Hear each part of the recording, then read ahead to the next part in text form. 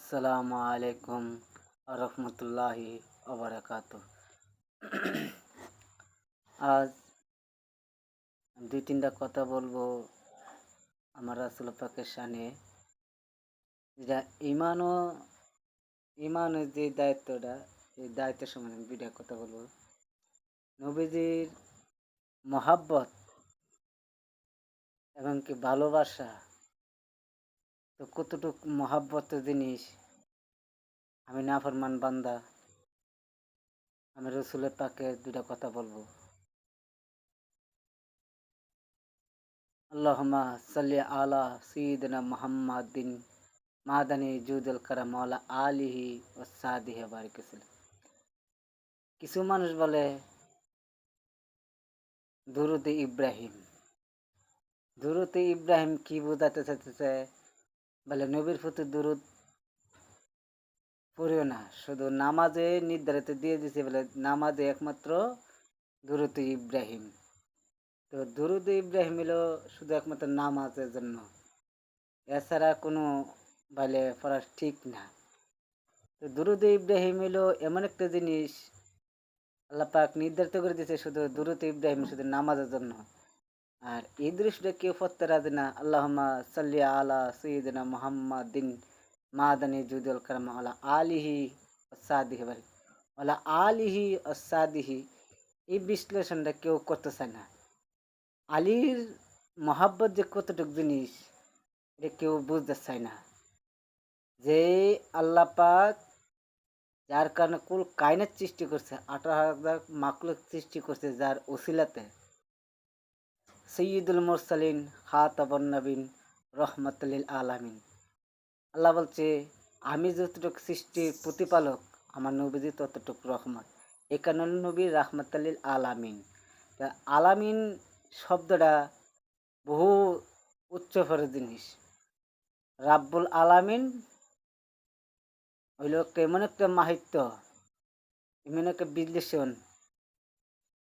আমার দুরুদ ইব্রাহিম থেকে বেশি মদদ দিল মৌলা আলীর।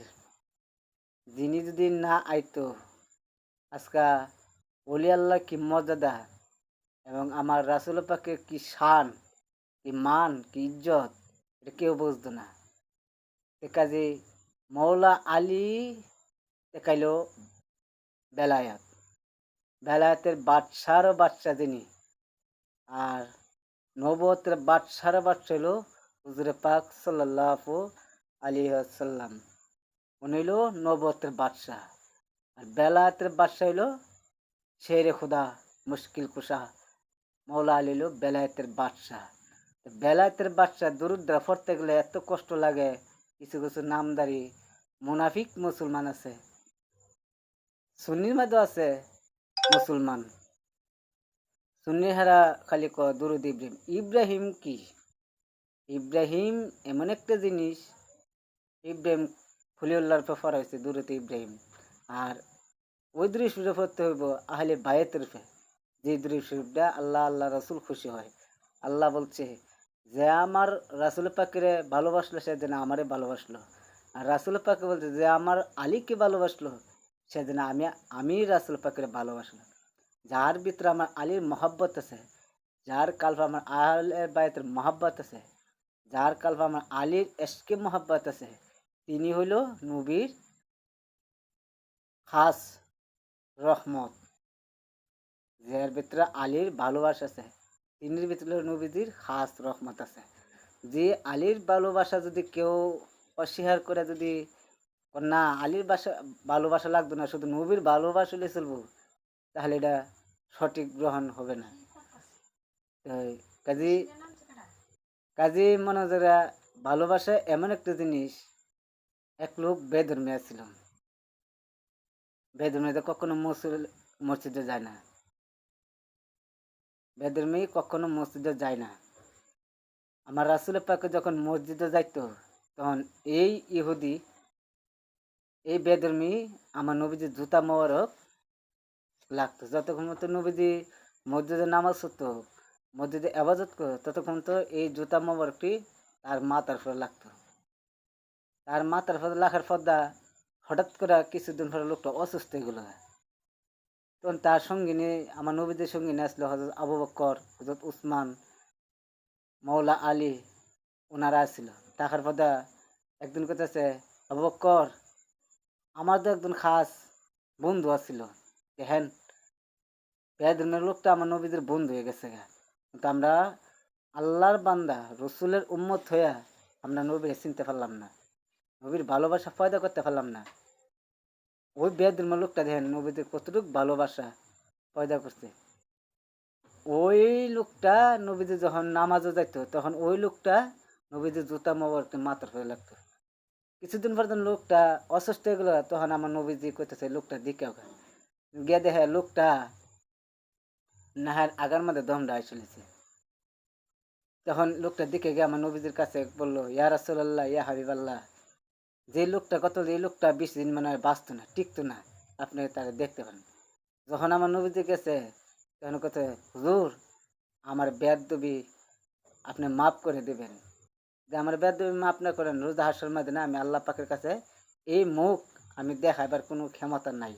আপনি নিজ গুণে না আপনার কেড়ে বেড়া, আপনি যতক্ষণ পর্যন্ত নামাজ পড়তেন, মসজিদে থাকতেন, আপনার জুতা মোবারকটা যখন আমি মাথার ফেলাতাম তখন আমার মনে হয়েছে, আমার মনে আবেগ হয়েছে, মনে আমি আল্লাহ পাকের কোনো আশি আজমের ছায়ার তোলে আছি। যতক্ষণ পর্যন্ত জুতা মোবারক রাখছি কোনো আশি আজমের ছায়ার তোলে আছি।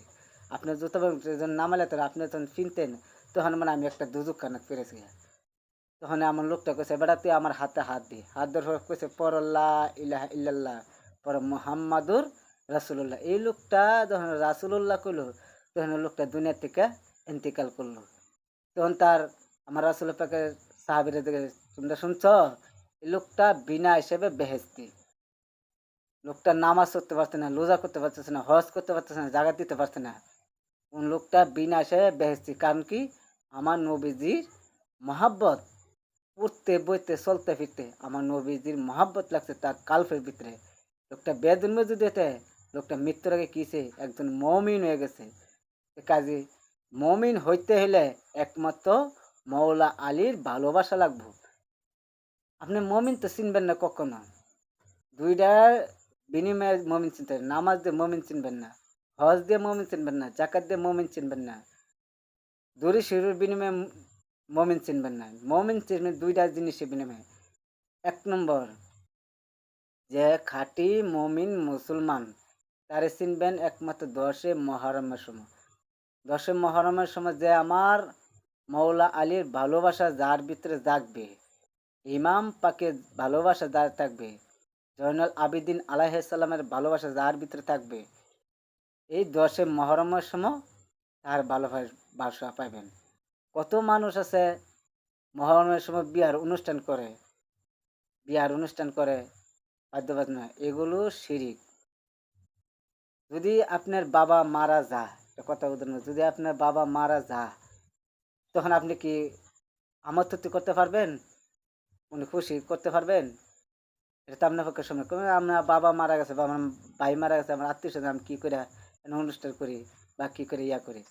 কাজে ধসে মহরমের সময় এলে কত মানুষ দেখি ফুর্তি আমোদ করে, এগুলা ঠিক না, ইসলামিক। এটা দিয়ে মুমিন চিনা যাবে না। যে প্রকৃত মুমিন মুসলমান তার নিশানে মহরমের সময় হাই হুসাইন, হাই হুসাইন, হাই হাসাইন। আরেকটা বিষয় চিনবেন, এটা হইল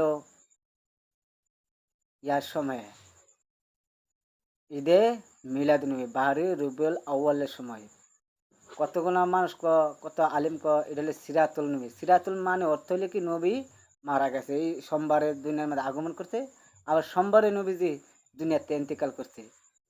তো তারা কইতেছে বলে সোমবারে নবীজির ওফাত তারিখ, এই কারণে আমরা খুশি উদযাপন করি।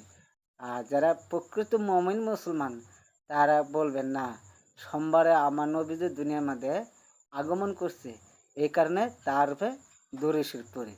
দরুদ শরীফ, ইয়া আইয়ুহাল্লাযিনা আমানু ইউসাল্লিমু তাসলিমা। আল্লাহ বলছে কি, হে ইমানদারগণ, ইউসাল্লিমু তাসলিমা, হে ইমানদার, আমি এবং আমার ফেরেশতারা 24 ঘন্টা আমি আমার বন্ধুর উপর দরুদ পড়ছি। যে আল্লাহ সৃষ্টিকর্তার মালিক, যিনি হইল আমার রব, যিনি হইল আমার প্রতিপালক, ওনা যদি তার ফেরেশতা যদি 24 ঘন্টা দাঁড়ায় দাঁড়ায় দরুদ শরীফ পড়তে পারে, তা আমি এমনি তো সাধারণ সাহাবীর যে সাহাবীর দুলার দুলার সমতুল্য না। এমনকি যিনি আমরা আদম সাল্লাম, ওনার জুতার দুলার দুলার সমতুল্য না। আমরা কি করে কই সিরাতুল সিরাতুল নবী পালন করো, মহরম বাদ দিলাম, তাহলে কি আমি মুসলমানের কাছে নিলাম, মমিন হইতে পারলাম? মমিন হইতে গেলে আগে তোমার নবীজির দরিশি এসকে কাল্পের ভিতরে হইতে হবে। মমিন ওই ব্যক্তিরে যে ব্যক্তি চলতে ফিরতে হাঁটতে খাইতে চলতে হতে আমার নবীদের অনুসার করো। কত মানুষ করতে পারবে অনুসার করে, আমি কি কেমন অনুসার করবো? আমি তো নামাজের ভিত্তি অনুসার, হ্যাঁ নামাজের ভিত্তি অনুসার করে দেব। যেমন প্রথম সূরা পড়েন আলহামদুলিল্লাহ রব্বিল আলামিন, এই সূরার মধ্যে বিশ্লেষণ করলে আপনি অনেক কিছু পাইবেন, অনেক কিছু মজাতে পাইবেন। তো দরুদ শরীফ যে কথাটা বলতাম, দরুদ শরীফ আল্লাহুম্মা সাল্লি আলা, আমার আল্লাহ কাছে আমি আল্লাহ, আমি হইলাম রব, আলা সাবধান, আলা নিশ্চয় আমি আমার বন্ধুদের উপরে, শুধু বন্ধুদের তাহলে একমাত্র নবীর উপরে রহমত দান করছি। বলছে আমি আমার বন্ধুদের উপরে খাস রহমত দান করি। আল্লাহুম্মা সাল্লি আলা সাইয়্যিদিনা ও মুহাম্মদ, মুহাম্মাদের ভালোবাসা, মুহাম্মাদের ভালোবাসায় আমি মৌলা আলীকে সৃজন করলাম। যেমন একটা আয়না, আয়না যখন সামনে নেন তখন আপনার চেহারাটা আপনি দেখতে পারবেন, আপনি কালো না দলা না আপনার মুখে কোনো দাগ আছে দেখুন। তা আমার রাসুল পাকের সামনে যখন মৌলা আলী রান্না দিছে, তখন আমার রাসুল পাক দুনা ওয়াল পৃথিবীটা দেখছে একটা আয়নার স্বরূপ, আয়নার স্বরূপ। এখানে আমার রাসুল হান্তুম কুম মৌলা, আমি যার মৌলা আলী তারই মৌলা। আমার রাসুল পাকে যদি আমার আলীর এত ভালোবাসাতে হ্যাঁ, এত মহাব্বত করতে হ্যাঁ, তা আমি আপনার সে আলীর ভালোবাসলে কিছু মুসলমান সুন্নি মুসলমান এগুলো শিয়া, এগুলো সে শিয়া যদি হয়, শিয়া হইলে একমাত্র কেডা হইতে পারে? আমার রাসুল পাকে শিয়া হয়েছে, আল্লাহ তো শিয়া হইতে পারে। আল্লাহ তো কাছে যে আমার হুসাইনকে ভালোবাসলো সেজন্য আমি আল্লাহকে ভালোবাসলো, যে আমার আলীকে ভালোবাসলো, এক কথায় যে আমার আল্লাহ কাছে যে আমার নবীর আওলাদরে ভালোবাসলো, যে আমার নবীর আওলাদরে ভালোবাসলো, সেজন্য আমি আল্লাহকে ভালোবাসাইলো। আল্লাহ যদি এই কথা কইতে পারে, তা আমি আপনার সাধারণ মানুষ এই কথাটা কি করে অস্বীকার দেন? কাজে আমি নাফরমান মানুষ দুইটা কথা বললাম, যদি আপনার ভালো লাগে তা আমার কথাটা একটু ফলো করবেন। আমার মতন গুণাগার আর আল্লাহর সৃষ্টি জগতে নাই, আমি নাফরমান মানুষ আর দুইটা করলাম।